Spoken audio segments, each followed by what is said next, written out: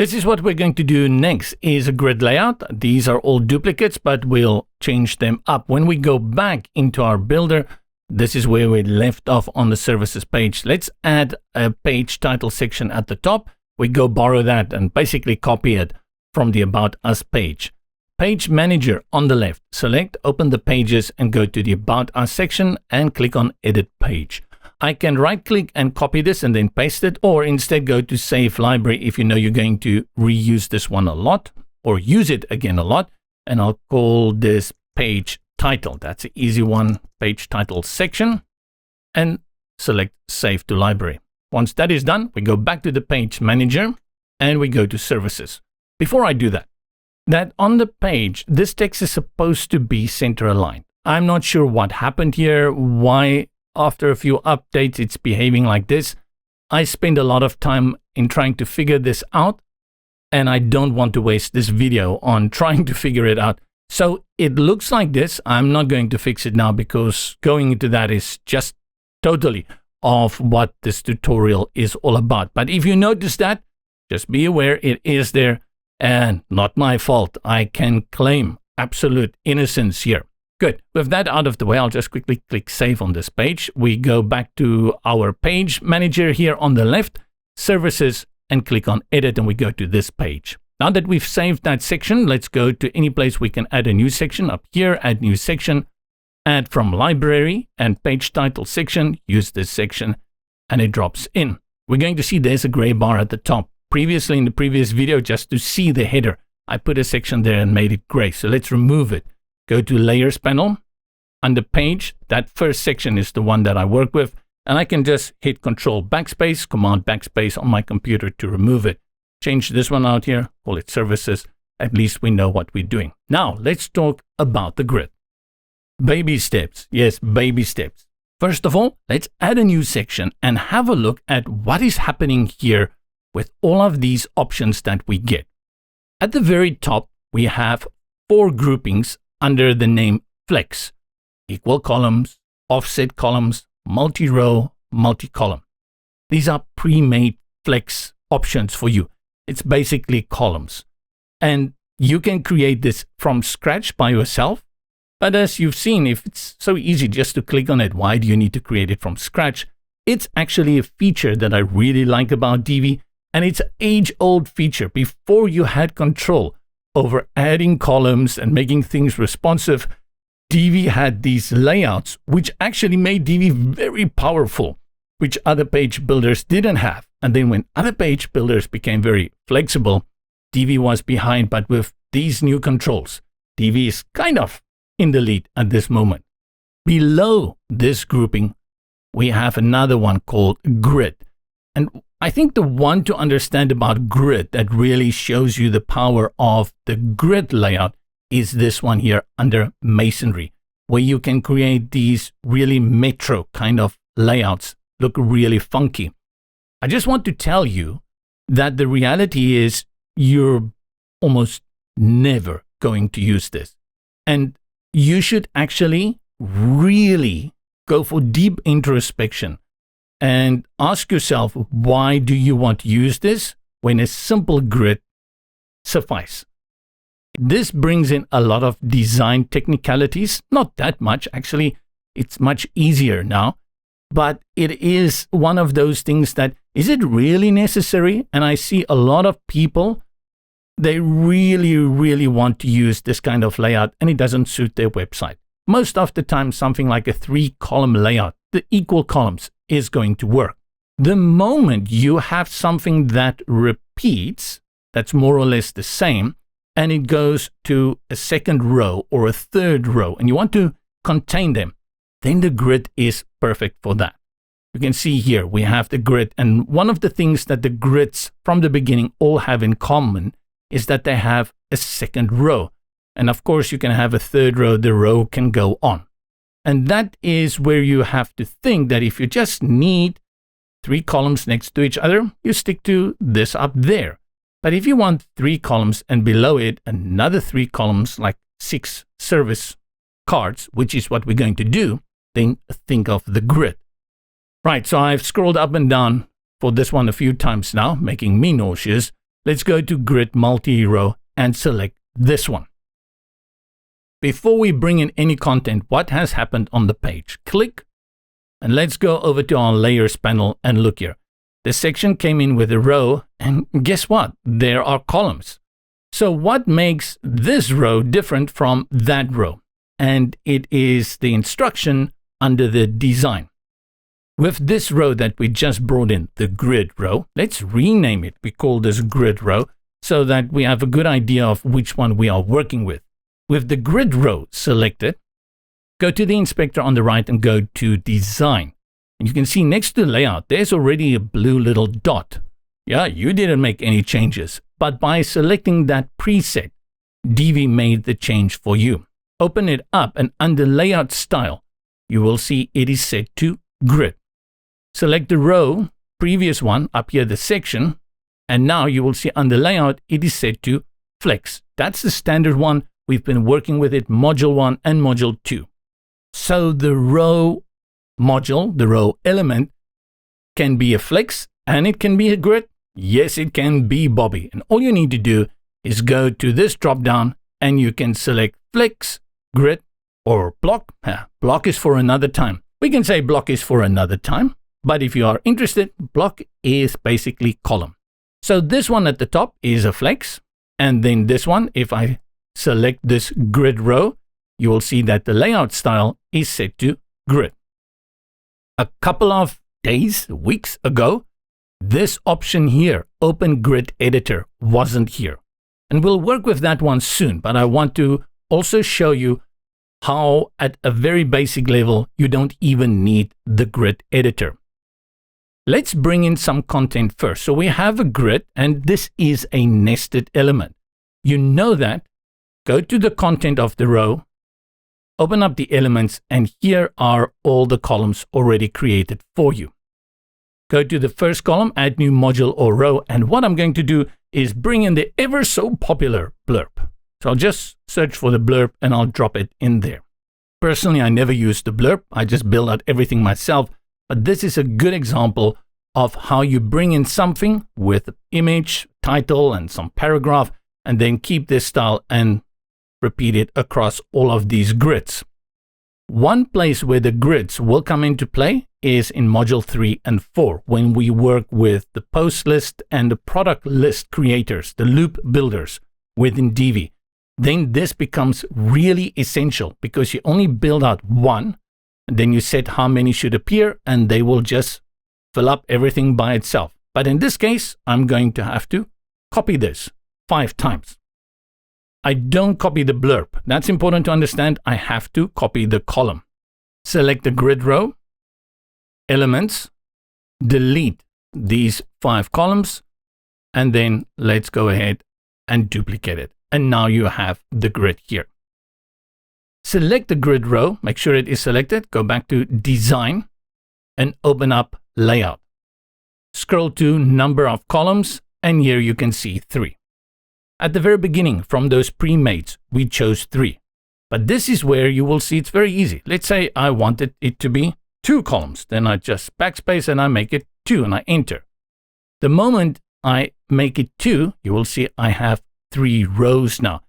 And that is based on these settings here, which is auto settings. But my recommendation again is do not mess around with this. Rather, always make sure that your content is locked. So if you only want 4 of these and not 6, you go ahead and you delete these 2 and you set up your design that way. Go back to design. Let's see number of columns. I can make it 4 now. And then they're nicely next to each other. We go back to 3, enter 3 and enter.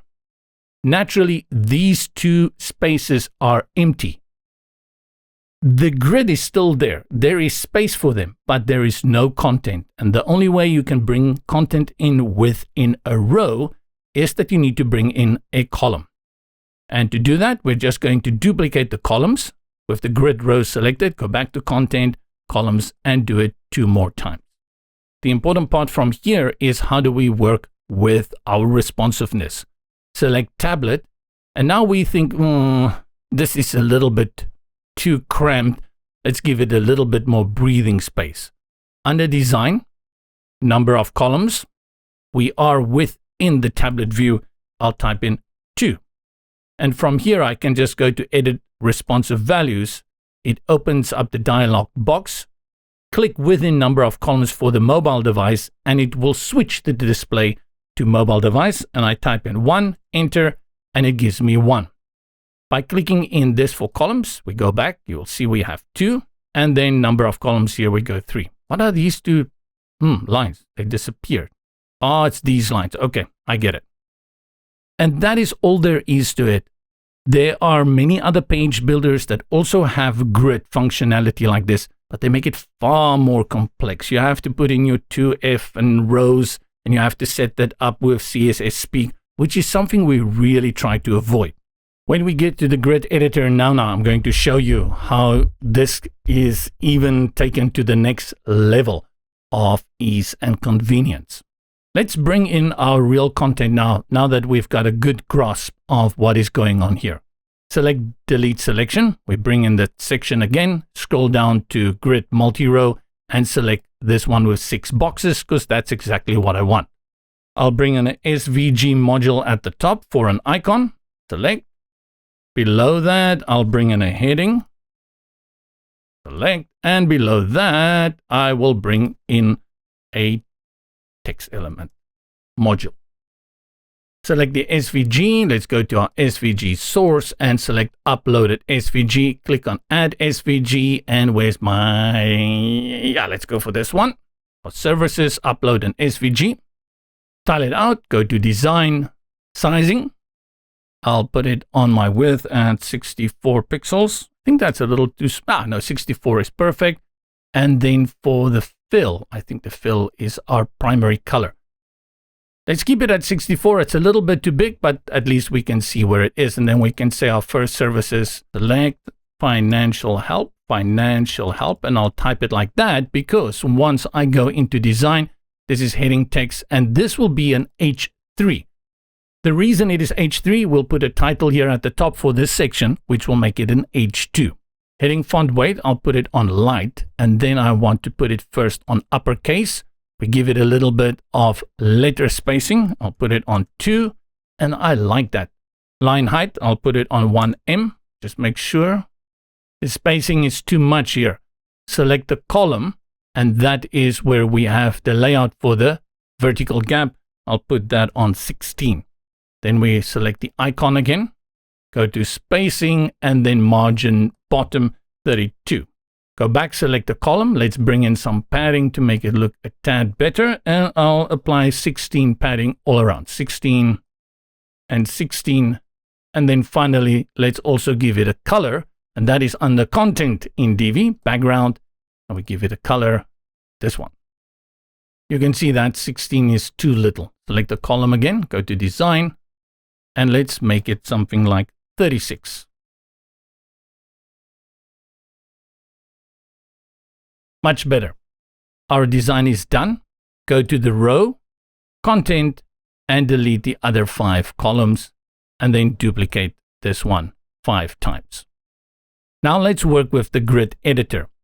Select again the row, and then under elements with your columns, you will see open grid editor. You also saw this previously at another spot, and that is under design, layout, open grid editor. You have those 2 options from where you can open it. I'll select your open grid editor, and it gives me a visual representation. I can resize this video, windows, not video. And then you can see, let me close this part over here, that these are the columns, and this is my column 1, column 2, column 3. This is row 1, row 2, and it's set to auto. And from here, you can add and move things around, and it will give you this visual display. The idea is that you don't even look at what is happening on your page. So you keep this open. If I wanted 4 columns, I can go here to the columns and just click up 4. And then it looks like this.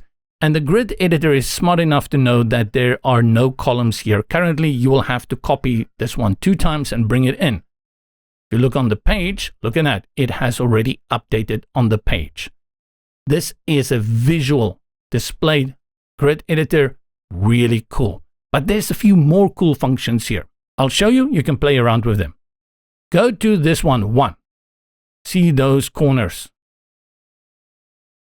Click on one of the corners and drag it. And look what happens if I drag it into the second row. Now this one spans row 1 and 2. And with that, it is 2, 3, 4, and then 5 gets pushed here and 6. How does that look on the page? Let's have a look. Ooh, so now it looks like this. You can see this one, and you can add more content here. If I were to go and select this text here, and I paste it. Paste it one more time. You see, this makes it very interesting. Let's remove one row. I'll go down, make it 3 rows again. Now it looks like this. Let's have a look. This is pretty nice, right?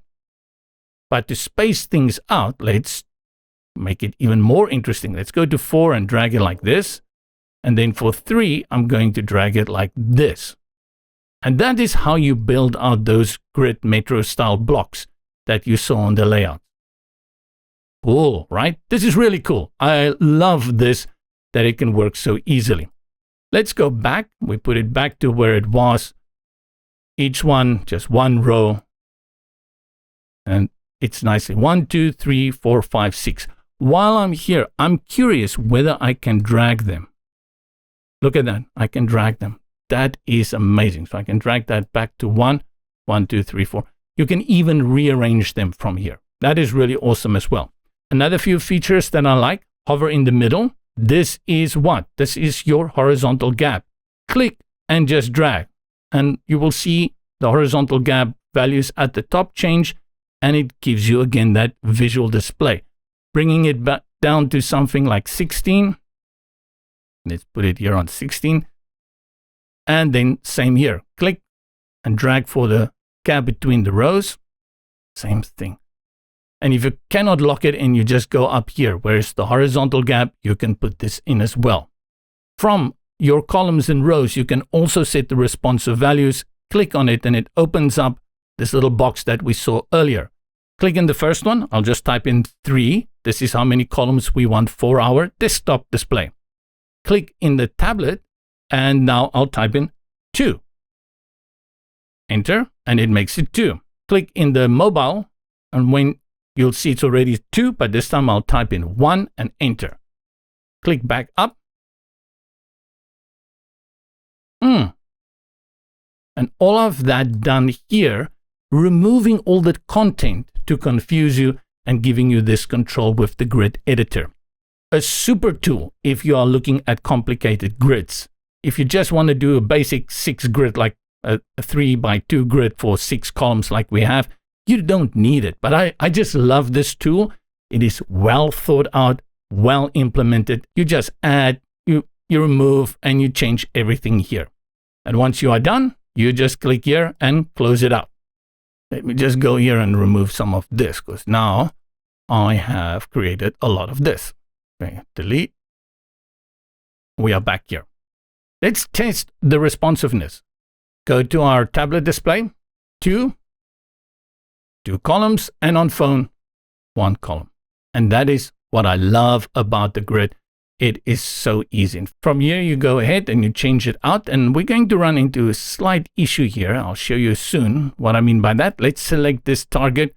And once I do that, you can see that there is more space applied here. And why that has happened is because I gave this sizing an instruction of width, if I'm not mistaken, and it should be height. Select the icon, the SVG. We go to sizing. It is set to 64 pixels, but you also have to lock in the height. And let's do that with our height at 64. And once you do that, you see these all will align. So just make sure that you work with that. You can do the same for this one. Where is the content? Change it out. There's a few ways to get around this and upload the SVG. And again, you can see this time that one has a different setting. So we go to design and we also give it 64. Things get better. You have to put in that height. That's just how I found this one works. It adds that little bit of space. You can see there. Same for this one, but that makes it okay. And then you change out your content. You can say here, target investments, whatever that means. And this one is record keeping. And let's go and save and preview it on the front end just to make sure that it is still exit preview. What did I say? Preview on front end. Good.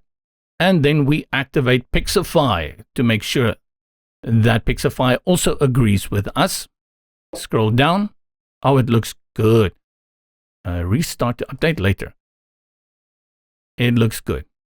And that is how we work with grids.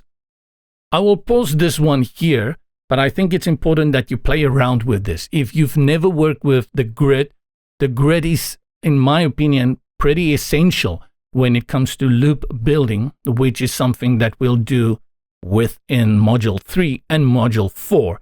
And because of that, you do need to have a baseline of how this grid works. That is the end of our session, lesson 28. Only 2 more to go, and then it's a wrap.